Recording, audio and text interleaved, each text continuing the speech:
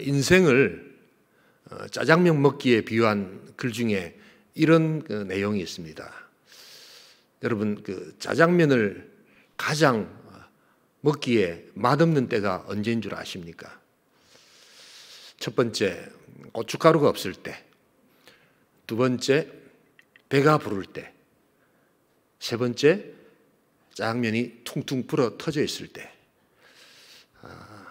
여러분들은 언제가 제일 맛이 없으십니까? 근데 그 글에 보면 이 글을 쓴 분이 짜장면이 가장 맛이 없을 때는 짬뽕 생각하며 먹을 때라는 겁니다. 짬뽕도 마찬가지입니다. 짜장면 생각하고 먹을 때 짬뽕이 제일 맛이 없답니다. 인생이 사실 그렇죠. 주어진 일에 집중하고 주어진 일에 최선을 다하지 않고 비교하고 남껏 부러워하고 질투할 때 작은 짜장면에도 행복은 사라지더라는 것입니다. 오늘 우리가 읽은 이 19장 본문은 바로 이 다윗의 그 고통 가운데에도 하나님이 어떻게 다윗을 도와주시는가 하는 그 하나님의 도우심이 절절히 나타나 있는 그러한 본문입니다. 앵무새 죽이기처럼 다윗을 죽이려고 하는 이 사울의 그 적개심이 심화되는 과정 속에서도 하나님의 사랑은, 다윗을 향한 하나님의 사랑은 깊어만 갑니다. 그 사랑, 구체적인 사랑입니다. 구체적인 도움의 사랑입니다. 그래서 하나님께서는 사랑하시는 자를 사랑하실 뿐만 아니라 도와주시는 하나님이라는 것을 오늘 보여주고 있습니다. 2020년 벌써 이제 마지막 주일이 되었습니다. 정말 우리 온천교회는 하나님의 도우심만으로 여기까지 왔음을 고백할 수 있기를 소원합니다. 하나님의 도우심이 없었다면 과연 우리가 이 자리에 설 수 있었겠는가? 하나님의 도우심이 구체적으로 나타났을 때 우리는 하나님을 찬양하게 될 줄 믿습니다. 그래서 우리는 2021년 모든 것이 불확실하고 모든 것이 또한 예측할 수 없는 삶의 흐름 속에서도 분명한 한 가지 사실, 하나님의 도우심만을 믿고 나아갈 수 있기를 소원합니다. 오늘 이 본문을 통해서 하나님은 구체적으로 다윗을 어떻게 도우시는가, 또한 우리의 도움을 구하는 시간 되기를 원합니다. 첫 번째로 오늘 하나님의 구체적인 도우심은 도움의 사람을 통해서 오고 있다는 것을 보게 됩니다. 우리 다 함께 19장 1절 같이 한번 읽겠습니다. 사울이 그의 아들 요나단과 그의 모든 신하에게 다윗을 죽이라 말하였더니 사울의 아들 요나단이 다윗을 심히 좋아하므로. 저기 내려가서 17절 읽겠습니다. 사울이 미갈에게 이르되 너는 어찌하여 이처럼 나를 속여 내 대적을 놓아 피하게 하였느냐. 미갈이 사울에게 대답하되 그가 내게 이르기를 나를 놓아 가게 하라. 어찌하여 나로 너를 죽이게 하겠느냐 하더이다 하니라. 사울의 다윗을 향한 죽이기가 심화되면 심화될수록 요나단과 딸 미갈의 다윗을 향한 사랑과 신뢰는 더욱더 강해집니다. 요나단은 우리가 지난주에도 보았습니다만 그 사울이 다윗을 죽이라고 공개적으로 명할 때에도 그는 다윗을 사랑하고 신뢰합니다. 특별히 오늘 이 미갈 같은 경우에는 이 다윗이 이렇게 자객들을 통해서 아주 살해 위협을 당할 때 아주 기가 막힌 방법으로 이 자객들을 이렇게 따돌리는 그런 모습을 보게 됩니다. 그리고 나중에 그의 아버지 사울이 찾아와서 왜 이런 짓을 했느냐라고 이야기할 때 오늘 우리가 읽었던 이 본문 17절에 다윗이 나를 죽이려고 하는데 내가 그를 보내지 않을 수가 있겠습니까? 라고 천연덕스럽게 아버지에게 다윗을 옹호하면서 이렇게 따돌림을 합니다. 사실은 오늘 이 본문이 이렇게 끝나지만 다윗에게 있어서는 굉장히 긴박하고 위급했던 시간이 분명합니다. 그래서 바로 이 시점에 다윗이 시를 하나 쓴 것이 있습니다.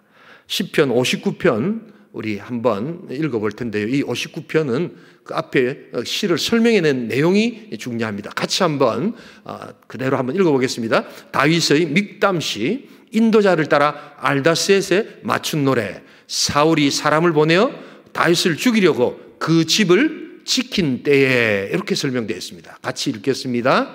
1절을 이제 읽겠습니다. 나의 하나님이여, 나의 원수에게서 나를 건지시고 일어나 치려는 자에게서 나를 높이 드소서. 16절로 넘어갑니다. 나는 주의 힘을 노래하며 아침에 주의 인자심을 높이 부르려니 주는 나의 요새이시며 나의 환난 날에 피난처이심이니이다. 미가를 통해서 하나님의 도우심을 다윗은 체험합니다. 내 환난 날에 도우실 나의 피난처, 바로 그 하나님의 도우심을 다윗은 뼛속 깊은 곳까지 체험하기에 그것은 한편의 시가 되어서 이렇게 나타납니다. 여러분, 이 신앙은 그 관계입니다. 신앙이 뭡니까? 라고 물어보실 때 신앙은 관계입니다 라고 설명하면 가장 좋은 답이 됩니다. 하나님과 나와의 관계, 나와 이웃과의 관계. 그런데 사실은 이거 우리가 이제 신앙생활을 해보시고 삶을 살아가다 보면 이게 생각보다 굉장히 복잡하게 느껴진다는 그러한 마음이 듭니다. 그리고 때로는 좀 어렵습니다. 왜 그럴까요? 바로 관계가 복잡하기 때문입니다. 특별히 사람이 너무 다양하고 다양한 생각들을 합니다. 그래서 똑같은 관계를 맺고 있지만 어떤 사람은 우리를 공격하는 사람이 있고, 어떤 사람은 우리를 방어해 주는 사람이 생기고, 어떤 사람은 우리를 도와주는 사람들이 있지만 어떤 사람은 우리를 해치려고 하는 사람들이 있습니다. 또 어떤 사람은 우리들을 또한 공격하고 아프게 하지만 어떤 사람은 회복을 도와줍니다. 여러 방면으로 다양하게 찾아오기에 때로는 삶과 신앙이 우리 성경대로 되지 않는 것 같고 복잡하게 느껴집니다. 여러분, 우리의 힘으로 잘 되지 않는 것이 관계의 문제입니다. 그러나 기억하십시오. 이것을 정리할 수 있는 가장 좋은 방법이 있습니다. 무엇보다도 변하지 아니하시고 온전하시고 우리를 사랑하시는 하나님과의 관계에 먼저 집중할 수 있기를 소원합니다. 하나님과의 관계를 정리하고 나면 그 다음 하나님께서 도와주시는 하나님의 놀라운 만남의 축복과 위로가 임할 수 있다는 것을 알아야 합니다. 왜 나는 신앙생활을 하는데 이렇게 좋은 사람의 만남의 축복이 없을까요? 여러분들이 먼저 하나님 앞에서 좋은 사람이 되시려고 해야 합니다. 그럴 때 하나님께서는 좋은 사람을 붙여주십니다. 그래서 하나님의 도움의 사람을 통해서 일하시는 하나님의 도우심을 체험하게 됩니다. 이 바풀떼기라는 별명을 가진 그 코미디언 김정식 씨라는 분이 계십니다. 이분이 뒤늦게 목사가 되었죠. 그리고 장애인 사역을 시작하셨습니다. 상당히 고생을 많이 하고 지금도 어려움을 많이 겪고 있습니다. 그런데 이분의 간증집을 보니까 한번 이런 이야기가 실렸더라고요. 그런 사역의 어려움 중에 어머니가 뇌졸중으로 쓰러지신 겁니다.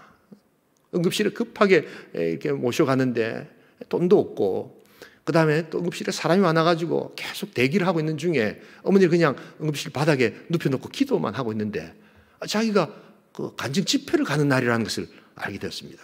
이걸 취소를 하려고 하니까 그럴 수도 없고 해서 어떻게 하나 하고는 할 수 없이 그냥 어머니만 두고 이렇게 이제 집회를 간 겁니다. 그리고 밤늦게 이제 돌아보니까 어머니가 수술을 다 마치고 병실로 들어가 계시는 겁니다. 이게 어떻게 된 일인가 하고 이렇게 알아봤더니 자기가 옛날에 한번 간증 집회를 갔었는데 거기서 그 간증 집회에 큰 은혜를 받은 권사님이 한 분 계셨답니다. 근데 그 권사님 집에 가가지고 자기 아들한테 김정식 목사가 이렇게 귀한 사역을 하고 내가 은혜를 받았다고 이야기를 잔뜩 했는데 그 아들이 그 병원의 의사였던 겁니다. 그래서 김정식 목사님의 어머니가 아프셔서 왔다는 소리를 듣고는 우리 어머니에게 은혜를 주신 분인데 내가 또 은혜를 갚아야 되지 않겠나 라고 해서 그분이 다 수속을 하고 정리를 해서 수술까지 이렇게 다 해주시고는 병실로 옮겨놓은 겁니다. 하나님의 도움의 사람을 통해서 도움을 받은 겁니다. 그래서 그 김정식 목사님이 그때 생각났던 말씀을 그가 외치곤 했습니다. 우리 다 함께 시편 46편 1절을 같이 한번 읽겠습니다. 하나님은 우리의 피난처시요 힘이시니 환난 중에 만날 큰 도움이시라. 5절 하나님이 그 성중에 계심에 성이 흔들리지 아니할 것이라. 새벽에 하나님이 도우시리로다. 하나님의 도움의 사람들로 통하여 큰 도움이 있기를 주님의 이름으로 축복합니다. 저도 목회를 하면서 정말 하나님의 도움의 사람들을 통해서 수많은 도움을 저도 받아서 여기까지 왔습니다. 새벽 재단에서 잠깐 한번 말씀드린 적이 있는데요. 오랫동안 제가 기억에 남는 이야기입니다. 2006년 1월 1일 신년이었습니다. 제가 미국 목회를 시작한 지 6개월 딱 됐을 때입니다. 큰아이가, 남자아이가 막 배를 잡고 뒹구는 겁니다. 1월 1일인데 왜 그러냐니까 이게 맹장염에 걸린 겁니다. 그래서 급하게 병원에 이렇게 데려가서 1월 1일 날 수술을 했습니다. 근데 뭐 병원에 맹장염이니까 금방 수술을 하지 않습니까? 근데 문제는 그때부터였습니다. 수술하고 난 다음에 비용 청구가 왔는데 2만 불이 온 겁니다. 2천만 원을 내놓으라는 겁니다. 좀 이럴 때 놀라셔야 됩니다. 제가 그때 당한 그 충격은 이루 말할 수가 없습니다. 미국 병원 비용이 비싸다는 이야기 들었는데 실제로 경험해 보니까 우리나라에 20만 원 정도면 끝날 이 맹장 수술이 100배나 더 비싼 겁니다. 교회가 담임 목사님이 새로 왔다고 좋은 보험 들어주려고 이것저것 비교를 하다가 2006년 2월부터 보험이 시작되는 것을 들어놓은 겁니다. 그래서 보험 혜택도 없는 겁니다. 비용이 너무 많아서 교회에 부담이 되기 싫어서 말씀을 안 드렸습니다. 그때 저 혼자 또 짊어지고 가려니까 이것도 너무 부담이 큰 겁니다. 어떻게 할까? 집사람과 함께 하나님의 도우심만을 구하며 기도할 수밖에 없었습니다. 그런데 한 목사님이 미국의 대형 병원에는 소셜 워커라는 게 있다. 사회복지사라는 것이 있는데 거기 가서 상담이라도 한번 해봐라. 그렇게 이야기를 하시는 겁니다. 그래서 그냥 방법이 없으니까 저도 가서 이제 상담을 했습니다. 흑인 여성이었습니다. 친절은 한데 고개를 까딱까딱 하면서 너는 안 될 것 같다. 왜냐하니까 너는 지금 영주권도 없고 그 다음에 지금 네 이름으로 교회에서 이렇게 교회 이름이지만 네가 타고 다니는 대표 차가 있고 그렇기 때문에 이게 해당이 안 될 것 같다. 우리는 정말 가난한 사람들만 도와준다. 제가 속으로 나도 가난하다. 건물이 내 건물도 아닌데 그런데도 이게 서류상으로 되지가 않는 겁니다. 그래서 그냥 감리교 자기가 감리교 교도인데 너를 위해서 기도해 주겠다. 이렇게 해서 그것만이라도 위로가 되어서 이렇게 집으로 왔습니다. 포기를 하고. 근데 한 보름이 지났는데 흑인 여자한테 전화가 온 겁니다. 이렇게 들어보니까 바로 그 소셜워커 그분이었습니다. 한번 오라는 겁니다. 그래서 제가 갔더니 하는 말이 자기가 감리교 교단에 알아봤는데 선교사 자녀들에게 주는 펀드가 있다는 겁니다. 그런데 네 기록에 보니까 선교사 기록이 있다는 겁니다. 제가 그때 기억이 난 겁니다. 제가 1995년도에 부산 노회에서 유럽으로 네덜란드로 갈 때 그때는 노예 파송 선교사라는 제도가 있었습니다. 그래서 저를 노예 파송으로 선교사를 보내주셨는데 제가 선교사 자격증이 있었거든요. 그런데 그게 유럽에 가서는 별로 쓰이지가 않았습니다. 단임 목회를 했기 때문에. 그런데 10년이 딱 지나가지고 그 기록이 있는 겁니다. 그래서 네가 선교사 맞냐니까 그때 선교사 내가 자격증이 있었다라고 이렇게 이야기를 하니까 해당이 된다는 겁니다. 그리고 저희 아이가 그 2006년에 마침 16살이 딱 되는 겁니다. 한 살이 남는 겁니다. 그래서 해당이 된다는 겁니다. 그래서 감리교 교단에서 주는 그 펀드를 받게 된 겁니다. 2만 불을 하나님께서 갚아주신 줄 믿습니다. 이럴 때도 아멘 한번 해주세요. 네. 아무것도 한 것 없는데 하나님 나라 위해서 선교하러 간다고 하나님께서 이렇게 채워주신 것을 제가 경험하면서 하나님 나를 통해서 선교하시기를 원하시는구나. 하나님 더욱더 하나님 일을 열심히 하라고 말씀하시는구나 하는 것을 제가 깨닫게 되었습니다. 하나님은 도움의 사람들을 통하여 도와주시는 하나님심을 찬양할 수 있기를 소원합니다. 바로 그 하나님이 저와 여러분의 하나님이 되실 줄 믿습니다. 두 번째로 오늘 우리 하나님의 도우심의 구체적인 모습은 도움의 사람을 통해서 오고, 두 번째는 도움의 장소를 통해서 오게 된다는 것을 우리 보게 됩니다. 우리 다 함께 9절을 같이 한번 읽어보겠습니다. 함께 읽습니다. 사울이 손에 단창을 가지고 그의 집에 앉았을 때 여호와께서 부리시는 악령이 사울에게 접하였으므로 다윗이 손으로 수금을 탈 때. 여러분, 오늘 이 19장을 읽어보시면 이 사울이 다윗 죽이기에 얼마나 현안이 되어 있는가, 집요한가 하는 것이 장소의 이동을 통해서 나타나는 것을 보게 됩니다. 오늘 제가 읽었던 이 본문 9절은 사울의 궁정이지요. 그런데 11절에 가보시면 다윗의 집으로 사울이 전령들을 보냅니다. 자객들입니다. 집에 찾아옵니다. 그런데 이제 나중에 또 다윗이 우리가 아까 읽었던 18절에 가면 라마 나요시라는 곳으로 갑니다. 거기까지 찾아옵니다. 여러분, 얼마나 집요하게 다윗을 쫓아온지 모릅니다. 여러분, 사울의 왕궁, 그것은 오늘로 말하면 직장인 댁입니다. 다윗이 바로 사울이 아프기 때문에 그것을 고쳐주러 들어간 것 아닙니까? 또한 다윗의 집은 말 그대로 가정입니다. 미갈과 살고 있었지 않았습니까? 그리고 사무엘에 있던 라마 나요스는 이게 신학교 공동체입니다. 오늘 말하면 교회입니다. 장소를 가리지 않고 다윗 죽이기를 시도하는 이 사울의 모습은 오늘 우리 인생들을 향해서 계속해서 삼킬 자를 찾고 다니는 사단의 공격과 동일하다는 것을 여러분 알아야 합니다. 모든 장소가 사단의 공격 장소입니다. 가정이든 직장이든 교회든 어떤 것도 사단의 안전한 곳이 없다는 것을 잊지 말아야 합니다. 언제든지 넘어질 수 있는 곳입니다. 그러나 여러분 기억하십시오. 언제든지 넘어질 수 있는 바로 그곳이기 때문에 또한 하나님께서는 언제든지 우리를 도와주시고 구원하여 주실 줄 믿습니다. 하나님의 도우심을 체험할 수 있는 장소가 또한 바로 이러한 장소라는 겁니다.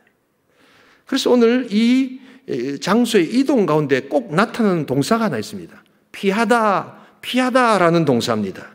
하나님께서 피할 길을 내어주시는 겁니다. 그래서 하나님의 뜻하지 않는 방식으로 하나님의 도우심을 다윗은 경험하게 되는 것입니다. 그리고 그는 깨닫습니다. 아, 이 세상에 안전한 곳은 한 군데도 없구나. 오히려 하나님 품 안으로 갈 때, 하나님께 더 가까이 갈 때, 하나님의 도우심이 있고 하나님 위로가 있을 때 그곳이 가장 안전한 곳이라는 것을 다윗은 깨닫습니다. 그리고 그는 시편 94편 22절에 이런 고백을 하고 있습니다. 우리 함께 읽겠습니다. 여호와는 나의 요새이시요 나의 하나님은 내가 피할 반석이시라. 여러분 잘 보세요. 나의 요새가 하나님이 아닙니다. 나의 피할 바위가 하나님이 아닙니다. 하나님은 나의 요새가 되시는, 하나님은 나의 반석이 되시는 겁니다. 여러분, 하나님의 존재, 하나님의 존전, 하나님의 임재가 장소를 초월해서 그 어떤 곳에서도 가장 안전한 곳임을 그는 시를 통해서 고백하고 있는 것입니다. 하나님 안에서 안전을 누릴 수 있기를 소원합니다. 미국의 세계적인 작가이자 기독교 상담 심리학자인 레리 크랩이라는 사람이 있습니다. 이 사람이 그의 책에서 이런 이야기를 합니다. 하나님께서는 우리가 이 세상의 헛된 욕망과 가치를 두고 살아가기 때문에 세상의 축복이라는 것을 깨뜨리기 위해서 한 번씩 고난을 허락하신다. 그리고 우리가 만든 그 계획과 꿈을 하나님은 깨뜨리신다. 그래서 우리가 추구하는 안정과 안전에서 우리를 부르셔서 우리가 보기에 불안정해 보이고 딴 위태로운 곳까지 하나님을 이끄셔서 하나님 품 안이 가장 안정된 곳이라는 것을 가르쳐 주신다라고 이야기를 합니다. 여러분, 하나님께서 때로 우리를 부르신다는 것은 우리가 생각하는 안전지대에서 나오라는 뜻일 수도 있습니다. 그래서 우리의 생각, 우리의 꿈, 우리의 계획을 하나님은 깨뜨리시고 하나님만을 바라보며 하나님 안에 있을 때 가장 안전하다는 것을 우리에게 체험케 해주신다는 것입니다. 여러분, 도자기를 꿀 때 1류 도공하고 3류 도공하고 어떤 차이가 있는 줄 아십니까? 다 비슷비슷하게 잘 만든답니다. 그런데 결정적으로 인류도공과 삼류도공은 깨뜨리는데 차이가 있답니다. 인류도공은 잘 만들었던 도자기라도 조금의 흠집이 있으면 그래서 아까워하지 않고 과감하게 깨뜨려 버린다는 겁니다. 얼마나 마음이 아프겠어요. 근데 삼류도공은 그걸 보면서 야, 이게 내가 어떻게 만든 건데 하고는 좋아하는 나머지 흠집이 있는 것도 깨뜨리지 않고 그대로 둔다는 겁니다. 근데 그 깨뜨림에서 창조적 파괴가 나온다는 것을 그는 몰랐던 겁니다. 깨어짐 속에서 더 완벽한, 더 아름다운 그 도자기를 만들고자 하는 그 열정이 새롭게 살아나는 것을 인류 도공들은 경험한다는 것입니다. 하나님께서 깨뜨리심은 회복인 줄 믿습니다. 하나님의 깨뜨림은 창조적 파괴인 줄 믿습니다. 하나님께서 때로 우리의 계획을 깨뜨리시고, 하나님께서는 때로 우리의 꿈을 깨뜨리시고, 하나님께서는 때로 우리가 안전한 장소라고 하는 그곳이 너무나도 위협적인 장소라는 것을 깨닫게 해주심으로 말미암아 하나님만이, 하나님뿐만이 가장 안전한 곳이라는 것을 하나님은 우리의 도움으로 나타나신다는 것입니다. 여러분, 하나님 안에 갈 수 있기를 소원합니다. 하나님께로 더욱더 가까이 갈 수 있기를 소원합니다.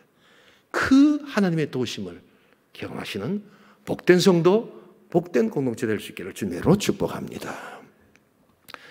마지막 세 번째로 오늘 하나님의 도우심은 도움의 사람을 통해서 오고, 또한 두 번째로 도움의 장소를 통해서 오고, 세 번째는 도움의 영을 통해서 오게 된다는 것을 보게 됩니다. 우리 다 함께 19장 23절로 24절을 같이 한번 읽겠습니다. 사울이 라마 나요스로 가니라. 하나님의 영이 그에게도 임하시니 그가 라마 나요스에 이르기까지 걸어가며 예언을 하였으며, 그가 또 그의 옷을 벗고 사무엘 앞에서 예언을 하며 하루 밤낮을 벗은 몸으로 누웠더라. 그러므로 속담에 이르기를 사울도 선지자 중에 있느냐 하니라. 지금 다윗을 죽이고자 사울과 자객들이 라마 나요까지 쫓아옵니다. 여러분, 라마라는 것은 사무엘의 고향입니다. 그런데 이 나요스는 장소가 아닙니다, 여러분. 이것은 지명 이름이 아니라 사무엘이 라마에서 세웠던 선지자 학교가 있습니다. 요즘 말하는 신학교, 수도원 같은 곳인데 바로 그 이름이 나요스입니다. 그래서 사무엘이 바로 다윗과 함께 여기에 있었는데 이 신학교까지, 이 수도원까지 칼과 창을 들고 사울의 군사들이 온 겁니다. 사울도 나중에 같이 옵니다. 여러분, 신학교 생도들이 뭘 알겠습니까? 교회에 칼과 창을 들고 만약에 사람들이 온다면 우리가 어떻게 대항하겠습니까? 아무것도 없는 겁니다. 여러분, 가만히 생각해 보면 물리적으로나 인간적으로 교회만큼 약한 곳이 없습니다. 교회 와서 한번 흔들어 대겠다고 생각하면 아무런 우리가 저항할 것이 없습니다. 최근에 한국 대법원 판례가 나왔죠. 이 예배 방해죄도 대법원이 그것을 인정해 준 겁니다. 여러분, 교회에서 제일 큰 죄 중에 하나가 예배 드리는데 방해하는 죄입니다. 그래서 일어나서 막 이렇게 소리를 지른다든지 막 이상한 행동을 한다든지 하는 것이 큰 죄라는 것을 여러분 아셔야 되는데, 그게 바로 세상 법정에서도 그게 대법원 판례로 이번에 벌을 받게 되었죠. 그러나 그렇게 한다고 어떻게 할 수 있는 방법은 없습니다. 그런데 한번 기억하시기 바랍니다. 가장 약한 곳이 가장 강하다는 것을 여러분 기억할 수 있기를 소원합니다. 왜냐하면 하나님의 영이 살아있기 때문입니다. 하나님의 칼이 살아있기 때문입니다. 오늘 하나님께서는 이런 칼과 창을 들고 온 사울과 사울의 자객들을 향해서 어떻게 역사하시는가? 바로 그들에게 예언의 영을 주시고 성령 체험을 하시게 하는 겁니다. 물론 여기서 예언이라는 것은 구약의 선지자들이 하는 미래를 이렇게 이야기하는 그런 예언이 아니라 성령의 놀라운 성령 체험, 그래서 입에서 방언이 나오고 영적인 어떤 환상 가운데서 어찌할 바 모르는 통제할 수 없는 자신의 찬양과 노래들이 바로 이렇게 예언으로 나타나는 겁니다. 여러분, 그래서 사울은 어떤 정도가 되느냐 하면 그의 옷을 벗고 사무엘 앞에서 하루 종일 벌거벗은 모습으로 누워있던 정도로 이렇게 된 겁니다. 이게 바로 무장을 다 해제하고 칼과 창을 다 버리고 그냥 무아지경에 빠져서 찬양하고 있는 그런 성령 체험을 하나님께서 해주시는 것입니다. 너무 놀라운 일이 일어났기 때문에 나중에 사람들에게 퍼져나가서 아니 사무엘이 바로 사울에게 그런 놀라운 영의 역사를 했단 말이야? 그래서 사울이 사무엘하고 같이 예언을 했단 말이야? 그 희한한 일이네? 라고 사람들이 이야기했다는 바로 그 내용입니다. 여러분, 하나님의 방법은 바로 이런 것입니다. 물리적으로 아무 힘이 없는 그러한 사람과 그러한 장소, 그러나 하나님은 하나님의 영으로 하나님의 성령의 칼로 성령의 검으로 싸워주실 줄 믿습니다. 은혜를 원수로 갚으려고 한 자에게 하나님은 더 큰 은혜를 주셔서 하나님의 놀라운 방법으로 다윗을 지키시고 보호하시는 것입니다. 실제로 미국 한인교회들은요, 목회를 하다 보면 교회 와서 이렇게 소위 말해서 죄송합니다, 깽판 치는 사람들이 간혹 있습니다. 아내가 교회를 가면 목사가 내 마누라 데리고 살려고 그런다면서 직접 와서 그렇게 소리를 지르는 사람들이 있습니다. 술을 먹고는 막 여기저기서 막 소리를 지르는 사람들이 실제로 있습니다. 어떻게 할 수가 없습니다. 하나님 그때 어떻게 하십니까? 그냥 불을 내려서 그냥 불벼락을 가지고 그 사람을 바꾸십니까? 마음에 그런 마음이 조금 들지는 모르겠지만 하나님은 그렇게 역사하시지 않더라고요. 오히려 그러한 때 더욱더 그 구역 식구들, 그 지역의 장로님, 권사님들 눈물로 기도하고 온 교회 성도들이 기도하면서 하나님 제 인생을 좀 바꿔달라고, 그럴 때 하나님께서 강권적으로 역사하셔서 하나님께서 그에게 성령체험을 주시고 그에게서 방언이 터지게 하시고 하나님 어쩔 뻔 모르는 자신의 이성으로 통제할 수 없는 하나님의 강력한 능력이 그를 사로잡음으로 그가 자신이 얼마나 큰 죄인이었는가를 깨닫고 눈물 흘리면서 하나님 앞에 엎드려 고백하는 그러한 시간들을 통해서 하나님은 인생을 바꾸시더라는 것입니다. 그리고 그가 능력의 사람이 되고 그가 전도의 사람이 되고 말할 수 없는 하나님의 은혜를 구하면서 내가 교회를 핍박하고 교회에 대해서 야지를 놓고 하나님에 대해서 예수에 대해서 그렇게 거짓 증거하고 다녔던 그의 삶을 하나님 그렇게 변화시키는 역사를 우리는 보게 됩니다. 사단이 시험의 칼을 교회에 들이댈 때에도 우리는 아무런 힘이 없지만 그때 살아계셔서 역사하시는 도움의 영을 구할 수 있기를 주님으로 축복합니다. 성령님은 도와주시는 영이십니다. 성령님은 우리를 지금도 도우시고 지키시는 분이십니다. 2020년 우리 온천교회는 극심한 불같은 환란을 우리는 경험했습니다. 영적 공격이 어마어마했다는 것을 우리는 알고 있습니다. 우리 교회를 향해서 쓰여진 댓글들, 그리고 비난들, 입에 담기도 어려운 그러한 댓글들이 본물처럼 쏟아지던 그러한 시간들이 있었습니다. 아무것도 할 수가 없었습니다.